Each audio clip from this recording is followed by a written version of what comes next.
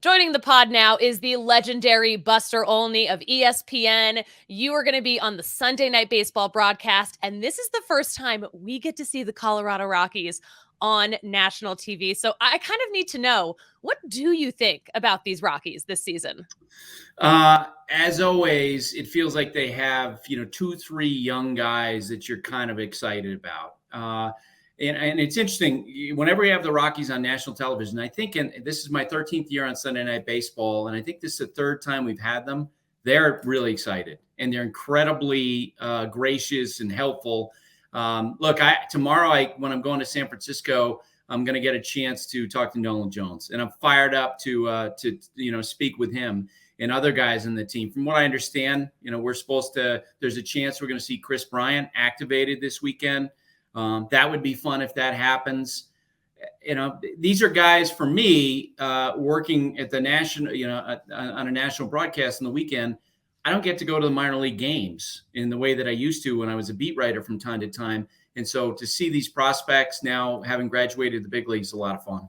Yeah, I was going to say the Rockies right now, a lot of the conversation for us too, the young players that kind of keep the hope moving. But I'm so excited to hear that you're excited to talk to Nolan Jones. What is the first thing you're asking him when you get a hold of him?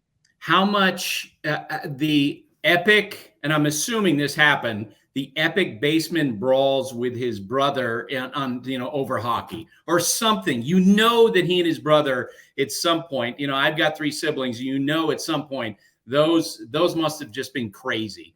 And also just to lay eyes on him in person in terms of his athleticism and the way that he moves. I talked to Bill Schmidt today, and I asked him about the first time that he saw Nolan, and he talked about the athleticism. He said now, though, that he gets to watch him on a daily basis, that has come to the fore even more. And he really feels like he's a player who's developing.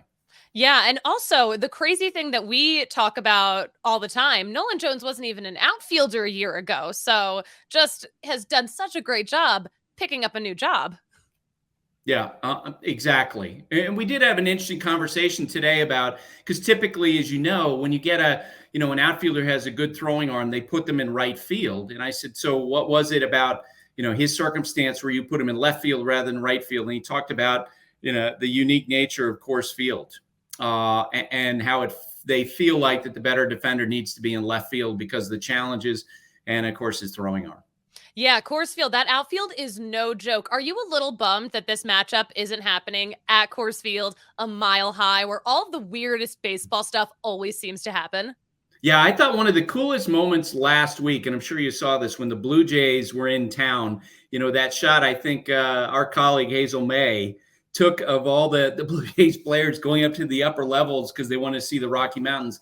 And now that I live here in Montana, I mean, any chance you get to see the mountains, you take that each time. But I agree with you.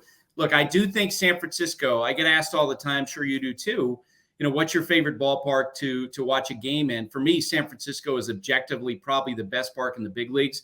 But Coors Field, because that view is so unique. So unique. See, I love Oracle Park, but at the same time, I get so cold. But it's fine. It's fine. It's a beautiful park. That's what Bill said, that the fog was rolling into San Francisco this morning, and his warning to me was, you better bring something warm. So it's it's going to be for the players in the field, I'm sure the night games are going to be a challenge. Always a little bit of a challenge, but look at us, just like complaining about the silliest thing. Or look at me. So the Rockies, they played a mile high. It's such a challenge for pitchers to keep those ERAs low. And it's such a hard time for batters to get the recognition they want, because I think a lot of people think the numbers are just inflated. What do you think now that we're 30 years into this Coors Field mile high baseball experiment? Do you think we're ever going to really figure it out? No, I become convinced of that now. We saw the Baltimore Orioles have a parallel challenge because their ballpark was small. And so they put that cut in left field, and the home run numbers dropped dramatically there. And the pitching numbers got better. You can't do an artificial fix like that in Coors Field because of the elevation. I'm telling you everything you already know. But the biggest thing I always feel like with pitching with the Rockies, and I can remember going to the ballpark the first year that it opened, was the constant negative reinforcement. The sport is filled with failure. And so for the pitchers that the Rockies are developing, every time, you can pitch a great game in Coors Field, and yet you could wind up with an ugly pitching line because the outfield, out of necessity, is going to be bigger. There's going to be more space. It's more difficult for the outfielders to challenge. And so with that negative reinforcement over time, it does feel like the pitchers get worn down, which is why, the loss of Marquez this year was so big, because it felt like he was one of the few pitchers who kind of overcame that. There isn't really an equalizer that they can, necessarily affect. And you're right about the narrative about hitters in Colorado. It's interesting because the Dodgers historically have always had great pitching. Pitchers win awards there.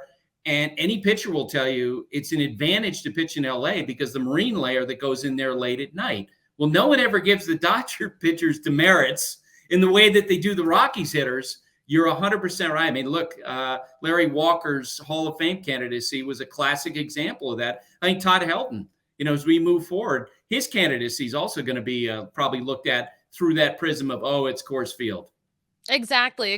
We're working so hard to overcome this. We are always on Twitter trying to get the Todd Helton campaign. It's not fair. There's no doubt it's not fair. I just don't know if it's going to ever change.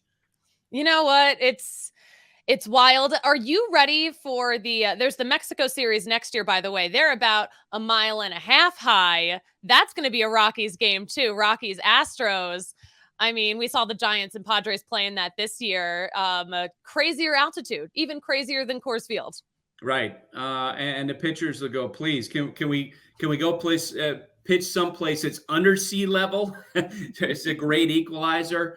I've had these conversations in the past with Dan O'Dowd constantly about what do you do? And as you know, they've tried so many different things and landing with the humidor. And it's just something that, they have to, will wind up having to pick the right personalities and hope those guys stay healthy.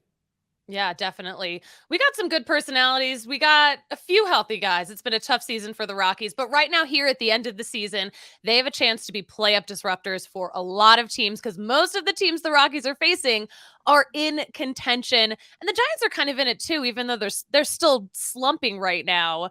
Do you kind of root for this chaos at the end of the season in terms of teams that aren't in it getting the chance to just really disrupt the teams that could be?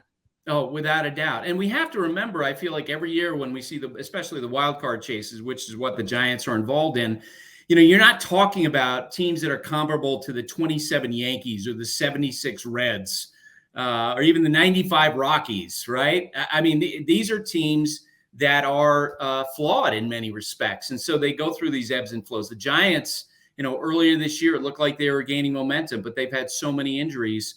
So down the stretch, when you get these matchups of teams that are in contention like the Giants against the Rockies, they can cause problems. The Nationals have done that in the National East. They've been beating up on teams, surprisingly. I do think it's fun because, these teams, these players are in what are effectively lost seasons.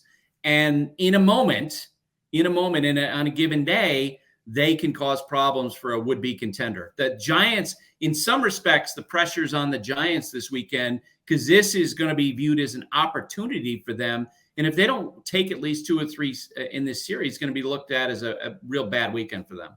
Yeah, it'll be very interesting. I can't wait to see how it all plays out. That's why we play the game. That's baseball. That's what we all say.